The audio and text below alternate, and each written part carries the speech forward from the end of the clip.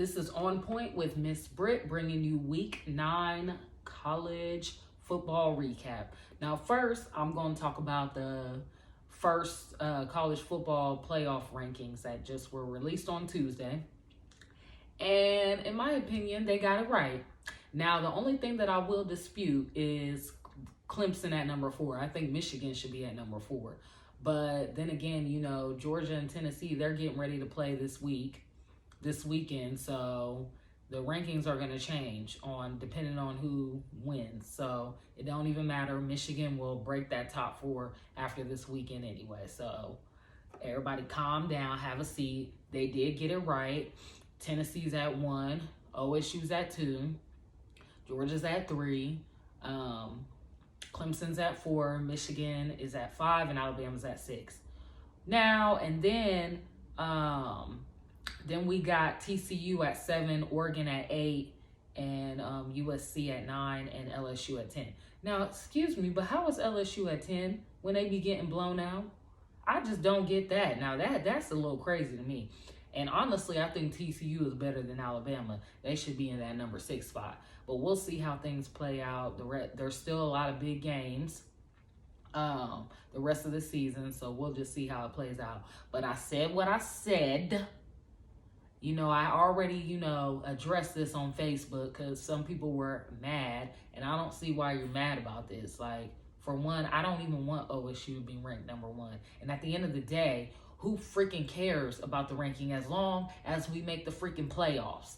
Because anything can happen. Just because you number 1 don't mean you about to win. But anyways, let's move on and let's actually address week 9. All right. So we had for the AP poll. Now, these rankings are based on the AP poll, not the CFP rankings because they just came out.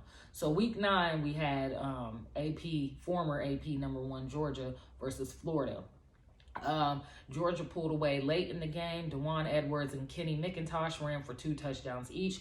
Florida scored first 17 points of third quarter to erase a 28-3 deficit and turned it into a 1-score game. Florida's Amari Burney forced 2 turnovers following Etienne's touchdown run. And Georgia ended up winning the game 42-20. This was Georgia's 5th win over the Gators in last 6 seasons. Georgia's quarterback, Stetson Bennett, was 19 for 38, 316 yards, 2 touchdowns, and 2 interceptions. All right, so moving on to Ohio State versus Penn State, number 2 Ohio State. Now, this was a very ugly game. This was a wake-up call for the Buckeyes. Like, wake up, because when we play that team up north, they coming for us. So we got to get it together offensively because we had a lot of offensive struggles the first half. We only scored a freaking field goal in the second quarter and the third quarter. And, y'all was doing predictable plays. We couldn't get the run game going. Mayan Williams, he went out with a hand injury. But thank the Lord for our defensive end, JT Tuimalua. I know I said that wrong. So we just going number 44, JT. I cannot say his last name, but our defensive end, he came through for us. And so did Zach Harrison. He was deflecting the ball and all that too. But JT, he had a strip sack. He had a pick 6, a touchdown. He had 3 tackle for losses, 2 interceptions, a forced fumble recovery, 2 sacks. So that man is MVP. Thank you for digging us out of that hole because we were trailing. Penn State was up 21-16 with 9:26 left in the fourth quarter after Katron Allen's 1-yard touchdown run. Travion Henderson, he had a 41-yard touchdown run and a 7-yard touchdown run late in the fourth. Marvin Harrison Jr., he kept us in it. He had 10 catches for 185 yards, and C.J. Stroud finished 26 for 33, 354 yards and a touchdown. So we ended up beating Penn State 44-31. A very ugly game, but we made it through. Now let's keep moving forward. All right, number 3, Tennessee played number 19, Kentucky, and Tennessee pretty much dominated the game.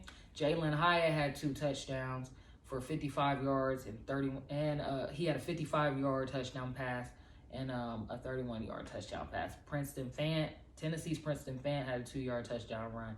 Jalen Wright, a 1-yard touchdown run. Jabari Smalls, a 13-yard touchdown pass.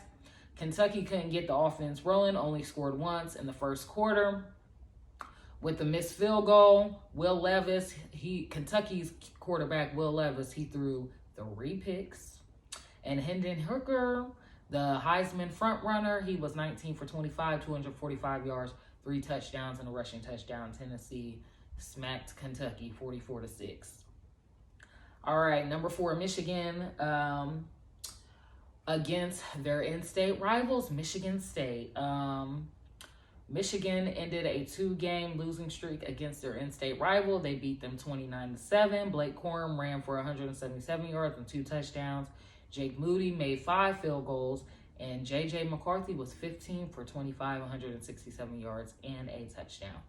And then after the game, Michigan State players were poor sports, and it got real ugly. They jumped Michigan defensive end Jaden McBurrows in the tunnel, and another player that was unidentified was attacked and may have suffered a broken nose, and those players have been suspended. So that's really sad that, it had to come to that after the game. Just take your L and just keep it pushing. Like, come on now, y'all. Clemson, they had a bye week, but they played Notre Dame this weekend. Alabama had a bye week, and they played LSU this weekend. Number 8, Oregon, they faced off against the University of California. They beat them 42-24. Oregon's QB, Bo Nix, he threw 3 touchdown passes, ran for 3 more touchdown runs, and 412 yards. So he was balling. Bucky Irvin, he had a 12-yard touchdown pass in the first half. Patrick Herbert, 40-yard touchdown pass in the fourth quarter. And Cal U's quarterback, Jack Plummer, threw for 214 yards and a touchdown. So it was complete dominance. I like seeing that Oregon is getting back into it. And who knows, they might make the playoffs. We'll see how things turn out. Another playoff front runner, number 8. Well, in the AP rankings, they're number 8. But in the college football playoff, they're number 7.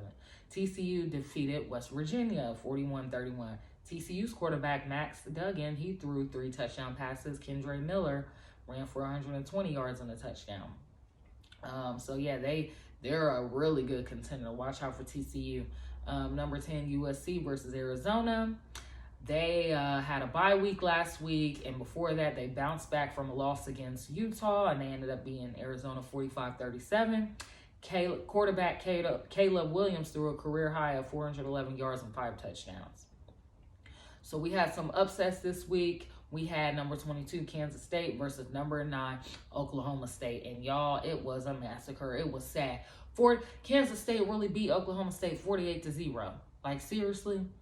Kansas State quarterback, Will Howard, threw for 296 yards, 4 touchdowns.